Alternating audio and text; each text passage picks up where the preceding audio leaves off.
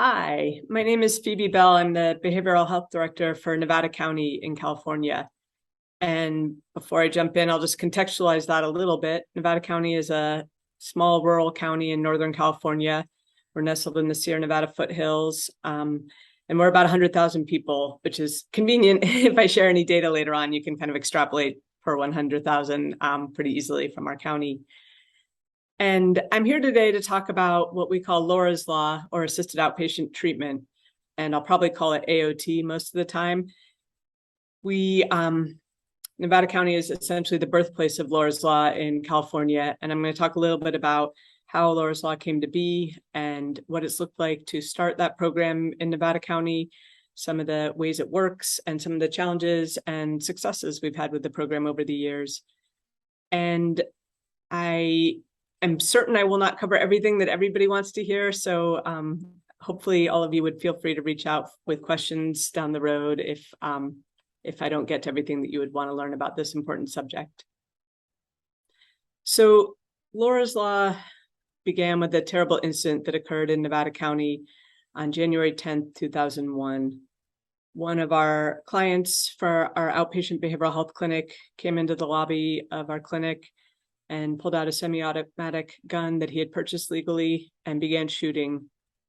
And the first place he shot was through the reception window, and he immediately killed Laura Wilcox, who was a college student home on vacation from college for the holidays, who was volunteering in our department to help us out.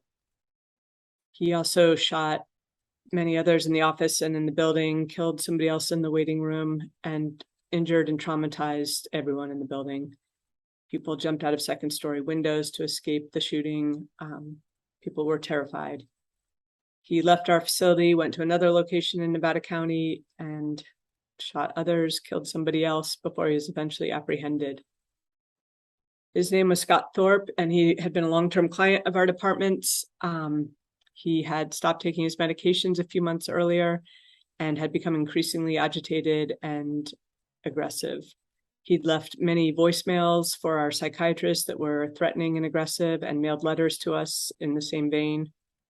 We also had received a call from his family members who were deeply concerned about him and let us know that he had access to guns and that they were scared he was getting violent. And despite all those, very clear warning signs and red flags and essentially cries for help, we were unable to and did nothing. Some of that is, failures on our department's part in retrospect, clearly, but some of it is not having opportunities or strategies that we could use to address the situation. The trauma from that event was intense, both clearly for people who lost loved ones and for staff and clients that were in the facility at the time.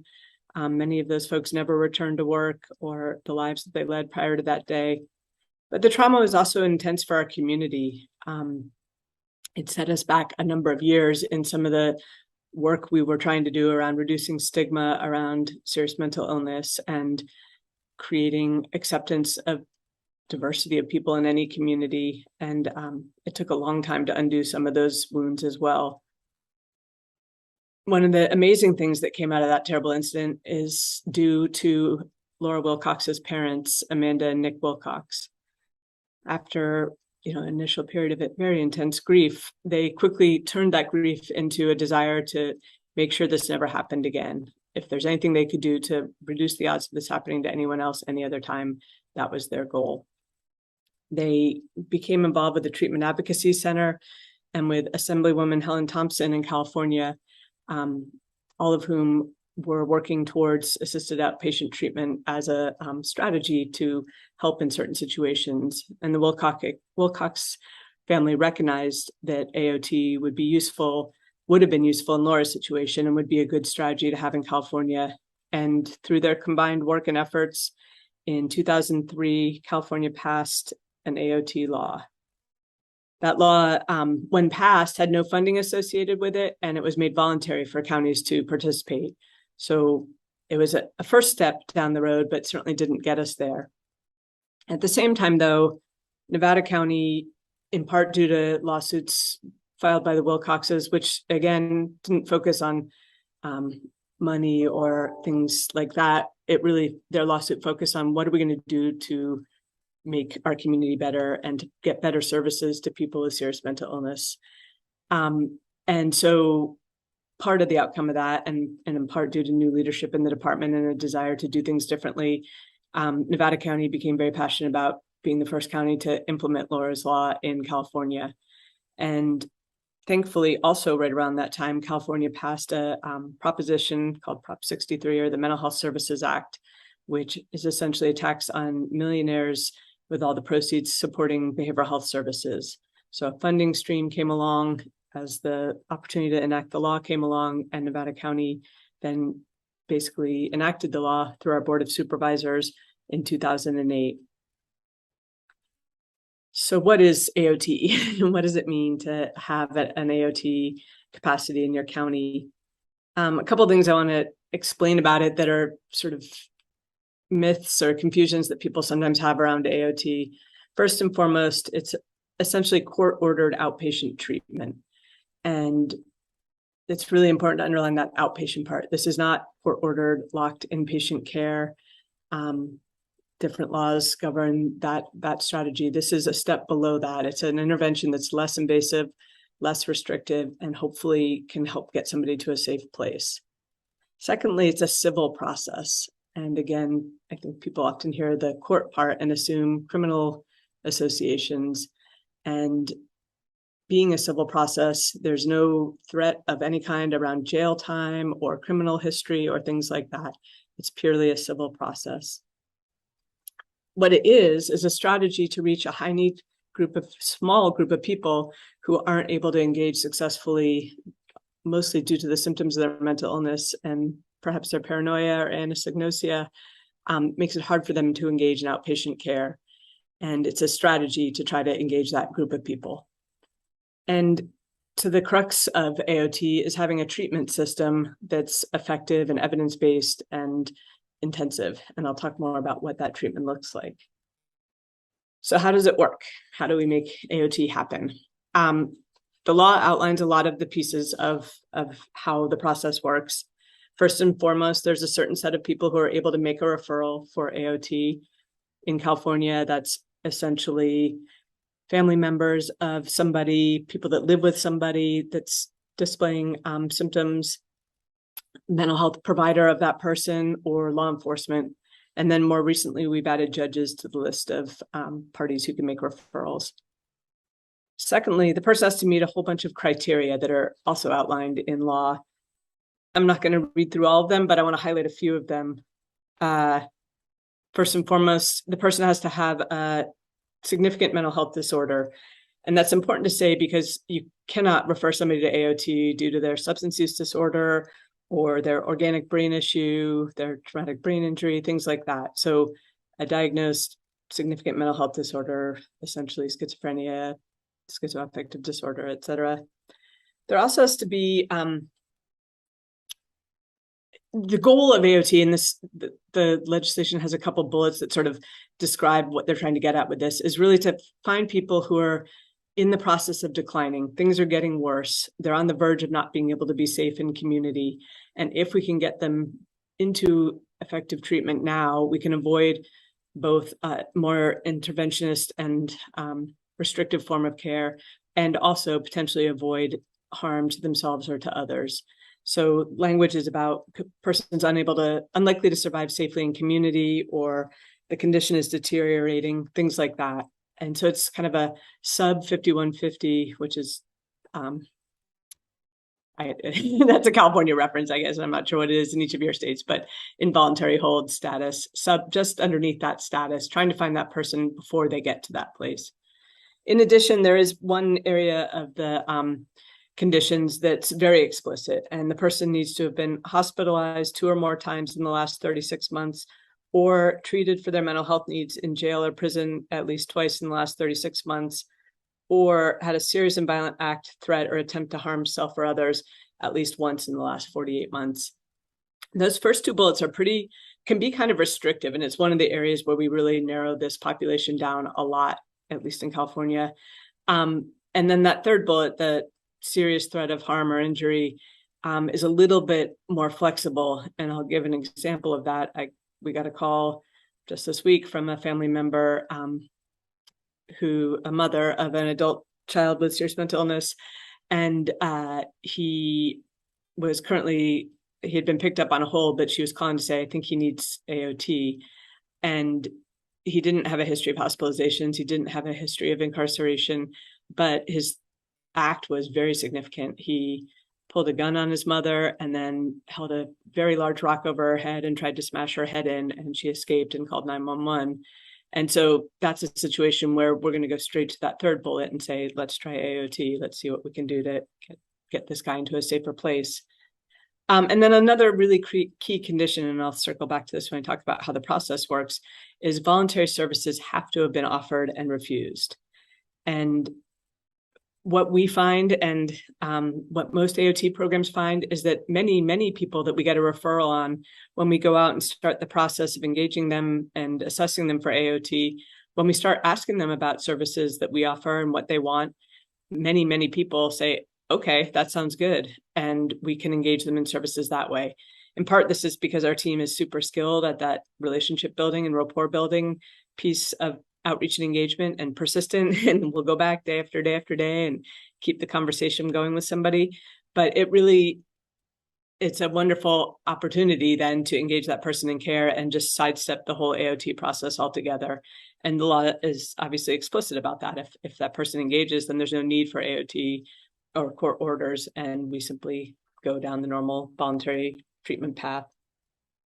So once we've got the person, we've got the referral, and we've got the criteria met, how does it work? What happens? So essentially, if one of the designated people calls the Nevada County Behavioral Health Department and says, like that mom did, I'm concerned about this person, I want to make a referral to AOT.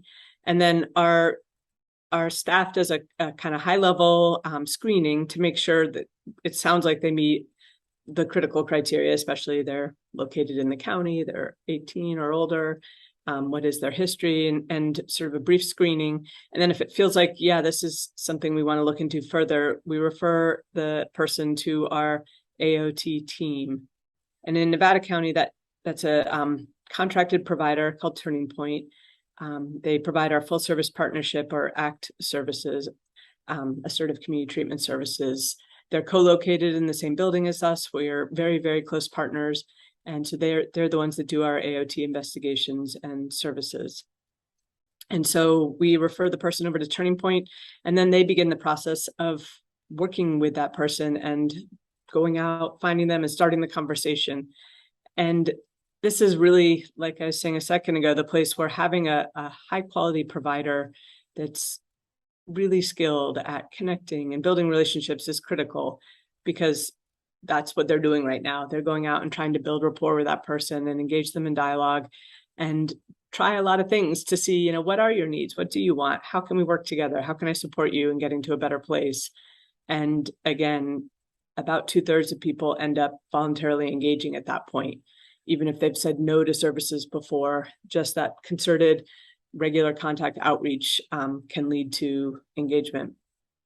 But if the person doesn't engage or doesn't agree to services, essentially our Turning Point, and this needs to be a licensed clinician, our Turning Point clinician completes the investigation and prepares the documents for our county council to bring a petition to the courts and to set a hearing. And a hearing happens. It can be a contested hearing or a stipulated hearing where the person agrees to enter into AOT and orders are written. If the person doesn't meet criteria, or in the hearing they're found not to meet the criteria, we'll continue to offer services, but the person may choose not to engage at that point. But if they do meet criteria and the hearing happens and orders occur, then we go forth and provide treatment. So what does that look like? What is assisted outpatient treatment, the treatment part of it? And this is a place where I really like how we've modeled AOT in Nevada County. So Turning Point, like I was saying, is our provider of our intensive services for our whole county population. So anybody in our county who has more complex needs, a serious mental illness, often other kinds of needs as well around housing or other life needs, needs that more intensive case management, care coordination, support, et cetera, we bring them into our full service partnership program or our ACT program. And so AOT is just another doorway into that same program. People who are in our AOT program are just another client in our ACT program. And I think that the fact that it's so integrated in that way and that there's no differentiation or stigma really around that designation really helps our program be highly successful, and also really allows our provider, who's deeply grounded in some core values around client-centered, strengths-based services, around a harm reduction approach, around a recovery, not just focus, but like deep belief in the possibility of and power of recovery, that those values can shine through even in a court-ordered program, because the program is larger than just that court-ordered element and really operates in this comprehensive, holistic way. So people in our AOT program, like others in our ACT program, have access to very low ratio care coordination or personal services coordinators who have caseloads of no more than 10 people.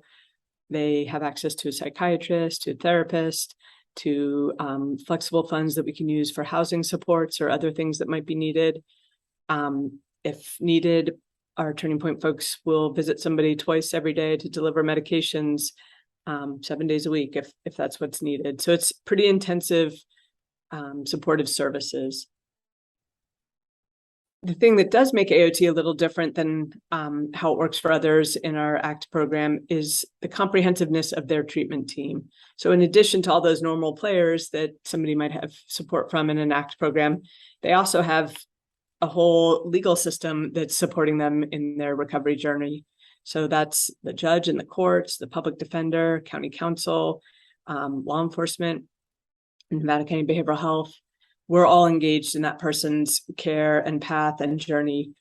And this is, I think, the place where programs can be super successful or it can be challenging.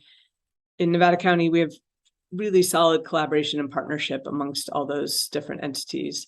And we've worked together long enough that we all trust that each of those entities, the judge, the public defender, the district, well, not the district attorney in this case, that's in our other courts, but county council, everybody is really operating from a place of compassion and respect and support for the person who is in front of them. And that culture and that value system permeates how the AOT court process works and therefore how the treatment team functions. And I think that's really critical. I think that if anybody on that team doesn't understand their role in that treatment process versus their role in a more typical punitive criminal court process, I think that that's where things can go sideways. And so deep training, a lot of conversation, a lot of education is really important for particularly the folks on that team who aren't typically involved in treatment processes with people with serious mental illness.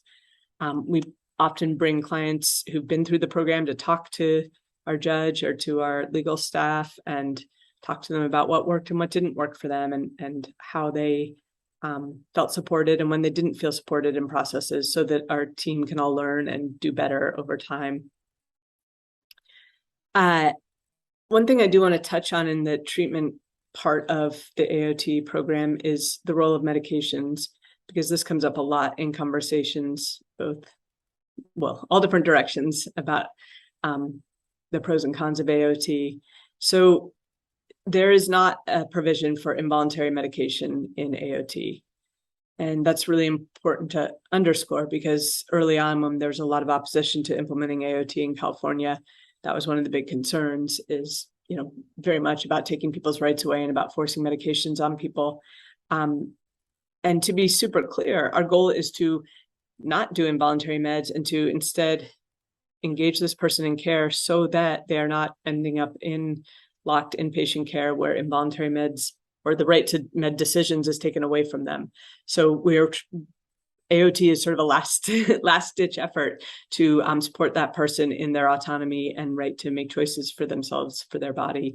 And so instead, it's very much a gentle conversation about engaging with medications and the role medications can play in a recovery process for somebody. And 100% of the people that come into our AOT program are not taking medications at the time they come in. And about 98% end up taking medications during their time in AOT. And it doesn't happen in the first day or week, but slowly over time, as trust is built and as rapport is deepened and as the person feels more safe, we find that most people end up taking medications. And our judge plays a big role in that. The conversations that happen in the courtroom really go back and forth about, okay, what's comfortable for you? So you've taken that med before and you don't like it. How about this week, your job is to have a conversation with your psychiatrist about what you didn't like about that med and what other meds we can talk about. And similarly, the treatment team is having the same conversations. And again, over time, we just find that ends up working in ways that sometimes we don't even expect it will work. But really important to underscore that AOT does not include involuntary medications, and it does include a conversation about medications that typically does lead to people taking meds. I want to touch a little bit on the legal process, and I'm a social worker, not a lawyer, so this is not on the legal end of the legal process, but really more about what is the role of the court system in that treatment journey and in that road to recovery. And one of the things that I think is most powerful about how AOT can work is the role the judge can play in restoring a balance of power between the person in front of them and the service providers in front of them. And what I mean by that is, it's a unbalanced power dynamic to begin with. When you have, a medical provider or a mental health provider and a person in need of services, and that can be exacerbated very much by a formal setting like a courtroom.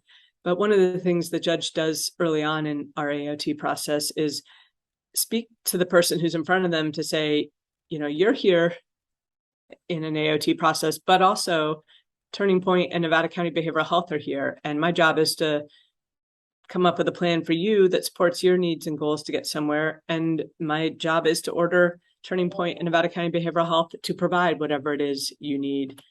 And he'll speak to us that way in front of the client. The client might come in and say, I'm really frustrated. I really want to try to get my driver's license and it's not happening. And the judge might turn to us and say, your job between now and our next hearing is to work on some steps to support this person in getting their driver's license, or whatever the issue is that's in front of them. And so I think it balances things in a way where the person starts to feel like they have some voice in what decisions are being made and what services they need and want, and that there's accountability to us to provide them. There's a lot out there about the whole concept of the black robe effect, and does it make a difference? Doesn't it make a difference? And I've had lots of debates with my fellow behavioral health directors in California on that topic. I think, like anything, it probably depends a little bit on the judge and how they use this opportunity. And again, I think because of the work we've done to build a culture of respect and humility, really, in our AOT process, our judges are really effective in engaging people in a different way than our providers might be. And there is something we find in the formality of a courtroom setting and the accountability of a courtroom setting that helps move things forward sometimes. I will also say it doesn't always work all the time, and we'll talk more about that in a second. The other thing we do is we use status hearings a lot in our AOT process, at the beginning particularly. A judge might have a person come back every week or once every 2 weeks for a little while until rapport is established and some traction is happening and we're making some forward progress. Over time, that certainly lessens, and near the end of the order, it might only be once a month that hearings are happening, or even less if things are going really well. But early on, we've found that having that regular contact in that sort of regular setting to sort of revisit, what are we doing here? Are we making progress? Are things going okay? Is everyone getting their needs met? Has been really helpful. And again, that's where we have a lot of those conversations about medications, et cetera. I want to share one example of a person who came through our process a little bit ago. He was somebody, he'd been on probation prior to coming into AOT. As probation was ending, the referral was made to AOT. And at that point in time, he was very volatile. He was very angry. He was pretty paranoid. He had little insight into his illness. And whenever he came into Turning Point, he almost always had to leave because he was screaming and yelling and getting very, very upset. And similarly, when he came to court, he was deeply agitated by the process, a lot of yelling at the judge, yelling at everybody, storming out. And a few months into the order, we actually had a conversation with the court about maybe we need to drop these orders. This isn't proving effective. And I think that's a really important point. AOT is only useful if it's useful. If it's not useful, it's not the right strategy for this person. And it seemed like it was kind of backfiring with this person. He was getting more mad from the court process versus seeing it as a door opening into a different way of engaging in treatment. And so at the status hearing that week, that conversation was had with him saying, all right, this doesn't seem like it's working.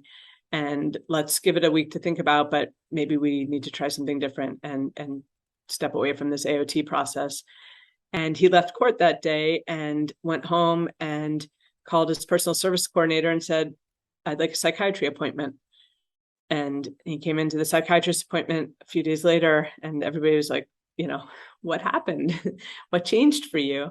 And he said, just by the fact of everybody saying, we don't have to do this, made him realize he was fighting against something and he didn't need to be. That actually there was nothing to fight against. This was a team of people trying to be on his side, not create a barrier for him. And for whatever reason, just that taking away that pressure made the light bulb go on for him. And he, from that moment forward, honestly, which is a little bit unusual, just was deeply engaged in treatment and care, did super well, graduated from AOT, and then asked the judge if he could continue to come back and be a mentor to others who are entering into the AOT process. And he's continued to work as a peer mentor in that way. So it was, for me, it's just one of those examples of, for the right person in the right time and place, it can be a super effective strategy for just helping engage them in a way that we hadn't been successful engaging them before. So I'm going to talk for a second about some of the outcomes and sort of what we're seeing from our AOT processes. And this is where I'm going to get into a few numbers, but hopefully it won't be too much, not too detailed.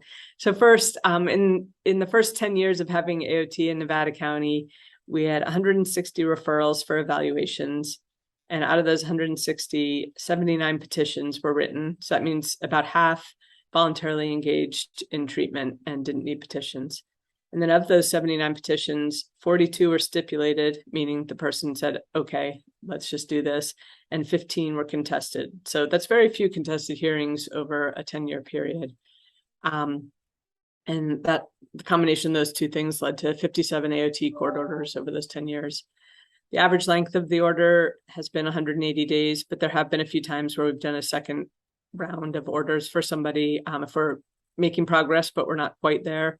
And typically the person has agreed to that and we've just moved it forward. Out of all those orders, we've only had to use hospital orders, which is sort of the one repercussion, I guess, if somebody's struggling in AOT and things aren't going well, we can use the AOT process to hospitalize somebody.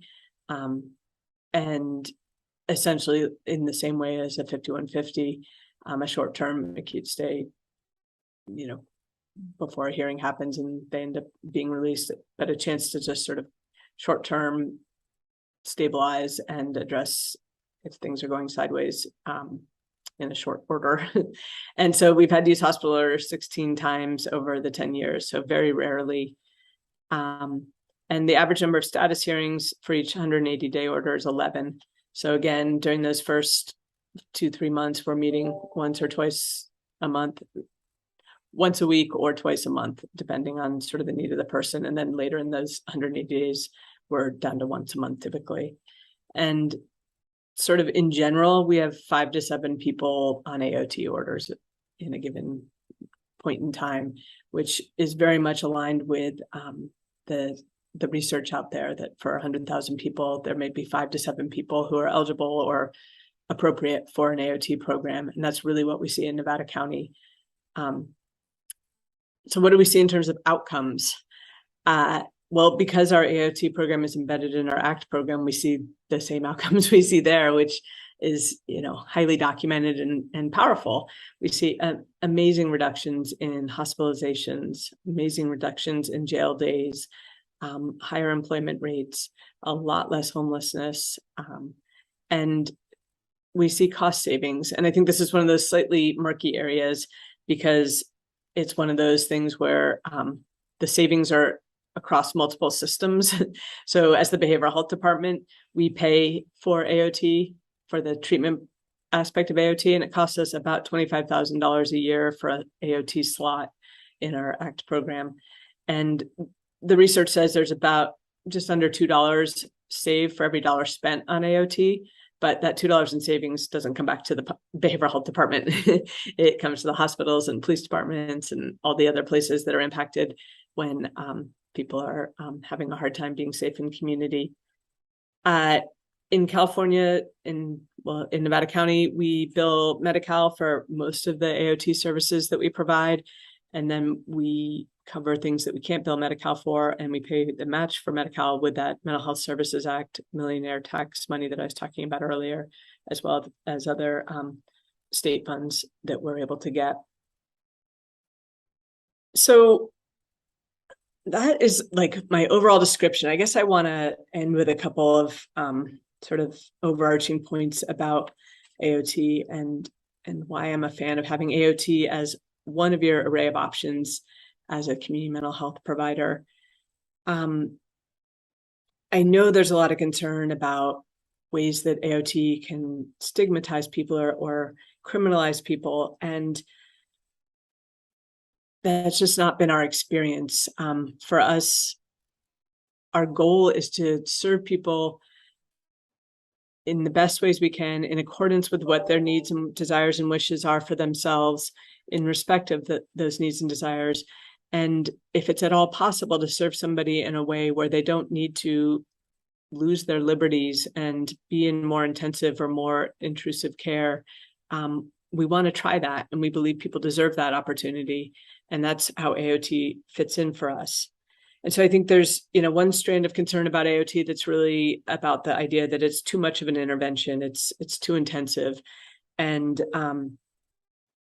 that, why do you even need it? There's so many other forms of care out there. And again, for us, for some people who were having a hard time engaging, it's just a different strategy to try to push them through the door of engaging in care. And we find it effective with those people. But it's not for everybody, and it's not effective all the time. And that's really important to say clearly. And then on the other end of the spectrum, there's people that say AOT is kind of useless because it's not enough of an intervention. There's no teeth behind it. And I would say to that side, we have been really effective without those teeth, because really it's about outreach and engagement and relationship building and trust building. And often people who get referred to us on AOT aren't on our radar. Like the woman that I was talking about earlier who called this week, she'd been caretaking for her adult child at home, and he hadn't been hospitalized and he hadn't been to jail because she'd really shouldered the burden herself of supporting him with the care he needed to stay safely at home. As his condition deteriorated, he came onto our radar through the AOT process. And that happens often, or not often, but enough that it's a different doorway into our care, or to get somebody on our radar where we then can go out and do that outreach and engagement and relationship building. And again, often just voluntarily get that person into services and hopefully avoid a bad outcome for them or the community, and ultimately get to a better place with people and give people the resources and tools they need to move their life forward. And so I think those would be sort of my final closing thoughts. Is AOT fills a small gap in the system. It is not the be all and end all. It's not appropriate for all people always, but for that small subset of people who are having a hard time, things aren't going well, things are getting worse, there is some risk to themselves or others, it's an intervention worth trying, and often it will succeed. It is less restrictive than locked care, and it is very much possible to run an AOT program that is grounded in recovery-oriented values and that is client-centered and strengths-based and still works within that legal system.